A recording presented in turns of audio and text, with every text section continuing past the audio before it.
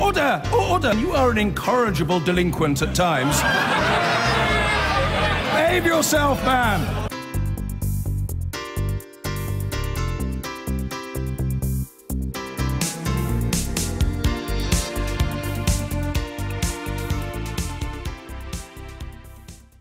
Now, 11 years ago today, James Ward was given a 10-month minimum prison sentence. He is still inside and he still has no release date. He is serving what is known as an indeterminate sentence called an IPP. It's imprisonment for public protection. Labour introduced them in 2005 and thought they'd apply to a few hundred serious violent and sexual offenders, but they were used far more widely. Ken Clarke, when he was the Justice Secretary, called them a stain on the criminal justice system, and they were abolished in 2012, but 3,300 remain in prison. Well, let's talk to Zoe Conway, who's been investigating this for us. And just to say, we will be discussing self-harm within this section of the programme. So you may find that upsetting and distressing. Zoe, tell us more about IPPs. So imprisonment for public protection was brought in by Labour in 2005, but as you said, was abolished in 2012. But it wasn't retroactive.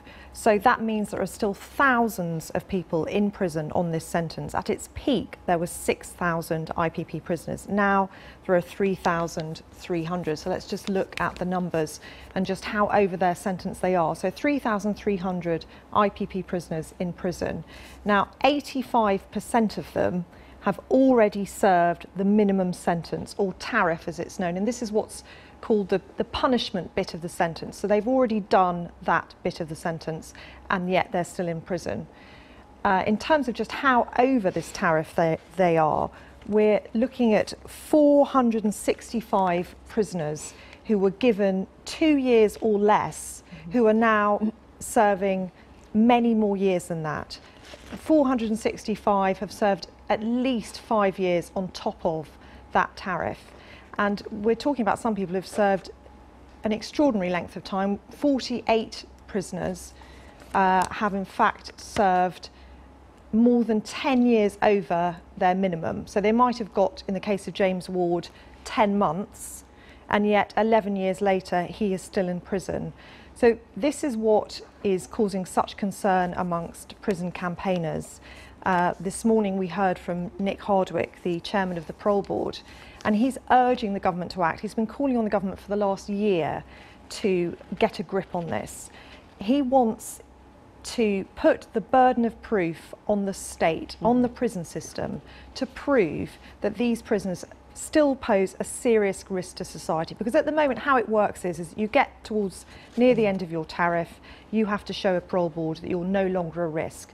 Well, many people, including Ken Clarke, including Nick Hardwick, and actually also including the former Justice Secretary Michael Gove, are saying, how can a prisoner prove, sat in a cell, that they're no longer a risk? Has to be up to the state now to decide that. So Nick Hardwick feels the parole board has made some progress. 900 people have been released in the last year, but it's really now up to the government to move things along. Why is it that it's taking so long, that there are people in so long? Well, there are many reasons, but part of the problem is because there are so many more people in prison than was ever envisaged, the system simply can't cope. They're supposed to be able to access courses to reduce their risk. There are huge waiting lists for these courses. They might wait 6 months to get on a course, they might have to move prison. Then they have a parole board hearing, then they get told they've got to go and do another course, and they literally get stuck round and round and round. It has been called Kafkaesque. So last week I spent time with the Ward family, James Ward's family, who went to visit him in prison at HMP Garth. I spent the day with them and we filmed with them, and it was rather distressing because James has been self-harming. So just to warn you, this film does contain some quite distressing scenes. Been a while since we've seen him last. It is. I don't think we had seen him this year. No. Bill and Christine Ward are preparing themselves to visit their son in prison. He's been locked up for the last 11 years. He's been self-harming. They don't know what to expect when they see him. It's been hellish. Really has. I think this is the worst year I've ever done with James. Because it's touch and go kind of thing. He's, 1 minute he's up, next minute he's down. I don't think he'll die. He's like us, he doesn't know where he is. When James was 17, he went to prison for a year for assault. Near the end of his sentence, he set fire to the mattress in his cell. For doing this, a judge gave him an IPP, or imprisonment for public protection, and said he should serve a minimum of 10 months. 11 years later, he is still inside. He has no release date. It really does get to you. You can't sleep at night. You know, you get up, have a cup of tea, it still don't go away. It never goes away. I can't remember when I properly laughed. Last time I laughed. The last time you laughed? Yeah. I can't remember. I don't know what it's like to have a good time anymore. James wanted to write to us, but he's not allowed pens because he stabs himself with them. So a nurse wrote his words down. I was rushed to hospital last week as I cut up and lost a lot of blood. I'm still on constant watch. I feel ill-treated, and I'm still not getting anywhere after all these months. I've spoken to my sister recently, and she was in tears because of my self-harming. I owe my life to her, even if not to myself. I'm trying so hard to stay as strong as possible, but I couldn't promise her that I wouldn't do something stupid. He shoved a pen in his arm, so he went to hospital that just for the blood poisoning. Basically James is saying that when he's crying out for help he's not getting any, and that's why we're so dedicated, you know, to getting him home, because we've got 100% dedication. James is just a number to them. You know, he's our family member, he's my brother, we can look after him, we can get him the right help, you know, and every day we could be with him, and step by step we can get him there. In order to be released, IPP prisoners must prove to a parole board that they're no longer a risk to society. That might sound straightforward, but many have struggled to access the programmes designed to reduce that risk. The system has struggled to cope. Some people watching this will say he must have done things in prison to deserve him being kept there this long, that this 11 years has to be for a reason. It has to be his fault. I can't stress enough how untrue that is. A mattress fire, you know, a piece of paper has been set on fire. James just chucked his bed about around the cell a little bit. This does not, I can't stress enough, he's not dangerous. He's never been violent for the 11 years in prison. The officers said that they never feel unsafe around James. James's parole hearings have been delayed repeatedly because the prison service has failed to carry out vital mental health assessments. His upcoming hearing in September is more than a year behind schedule. I dread getting up in the morning because I don't know what's going to be coming in that day. What's going to happen? Is it going to be a knock on the door, going to get a phone call, or whatever? A phone call to say what? He took his own life, and that's what I believe he will do. If we can't get him out, I think that's what it's going to be. That he'll take his own life? Eventually. He will do. Eventually he will do. Because he don't see any way out. I can't.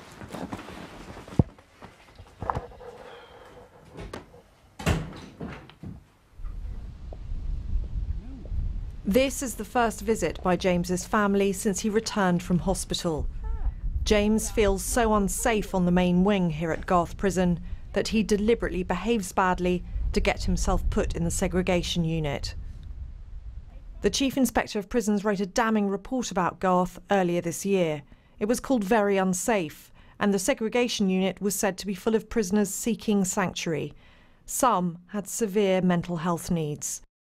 The living conditions there were very poor, and the staff overwhelmed. He is not sleeping. He has lost weight. Pippa Carruthers has been representing James for the last 6 years. She says key paperwork is still missing. So the parole board is meant to meet on the 6th of September. How optimistic are you that the board is actually going to be able to make a decision about what to do with James?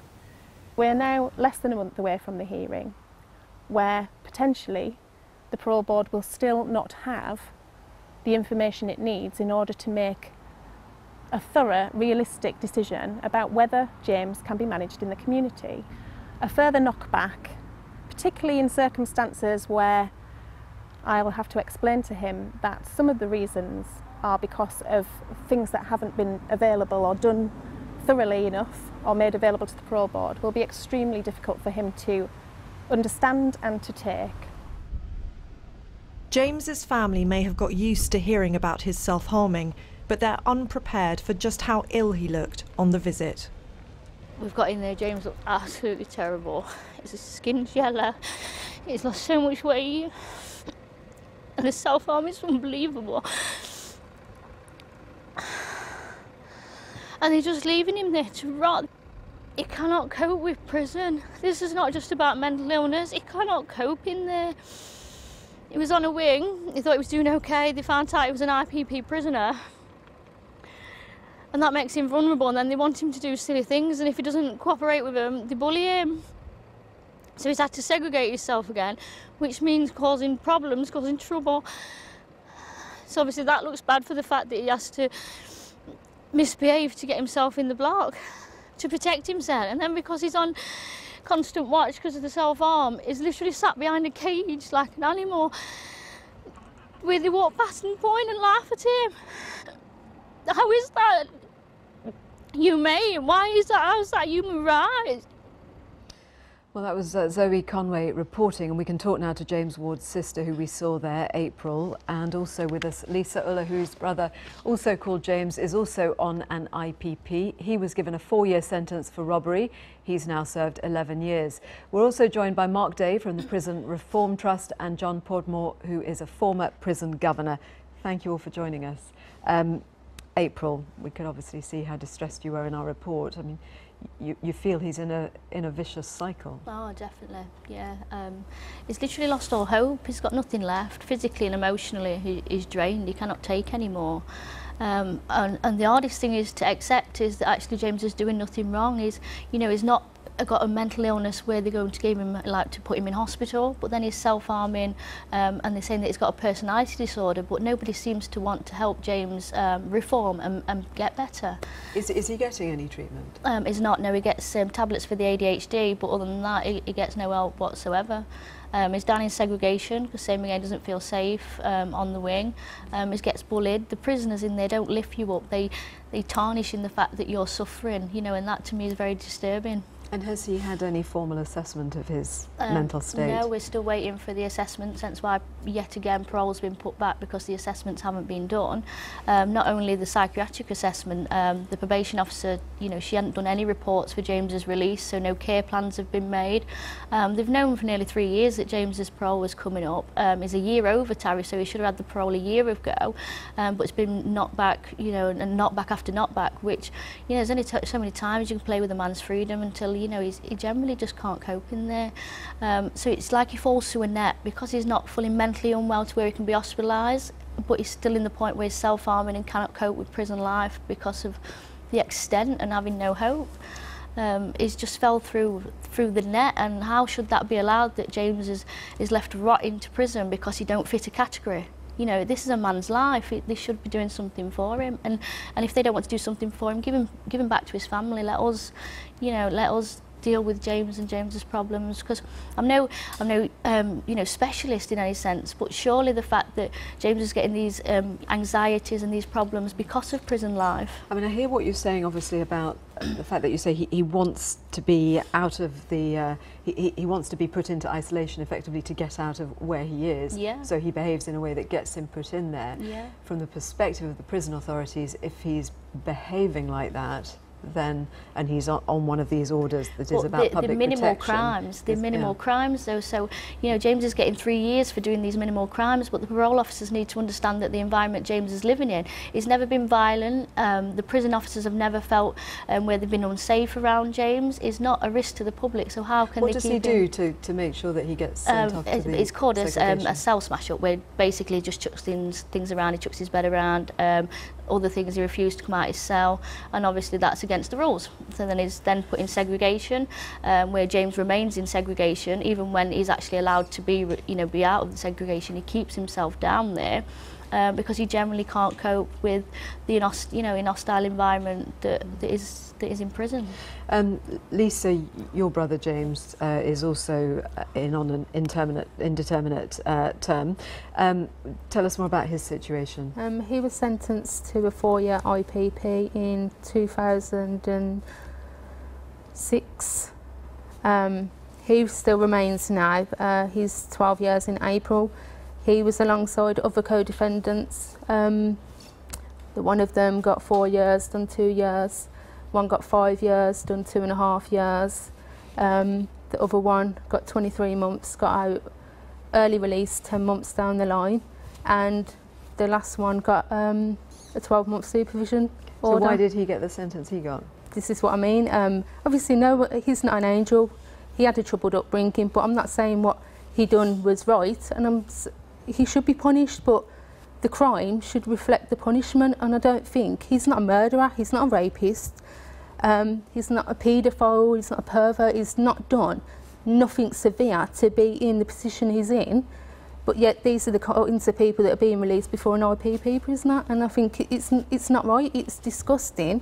He's not a dog, he's a human, he's a family member, he's my brother, someone cares about him, he's not just there to be forgotten about. It's just not right. They're just pushed further in the system, and they're not supported, and they're just left to rot. Like April said, they're left to rot. And then that's where the mental health issues then become, a so big thing. So neither of you are saying they shouldn't have been punished. Oh, no, they have done wrong, but your concern is the fact that they like kept for James, in and they don't know when they'll get out. James got an IPP of 10 months for setting fire to a mattress in a fireproof cell. That happens daily in prisons, and they get put down in the block, or they get put on report. James has done 11 years for doing the same thing. He needs support, he doesn't need to be punished. Like, they're not animals. And same for James's parole. Actually, it's not James's behaviour that's holding his parole back, it's the fact that the authorities haven't got the care plans in place for James to be released. For the parole board to consider release, he needs the care plans, he needs a psychiatric report, and they're not done, so it's not necessarily James's behaviour. These were obviously introduced because of public protection, and he did plead guilty to a crime involving knives. Oh no, there were no knives as I'm aware of. Oh, okay.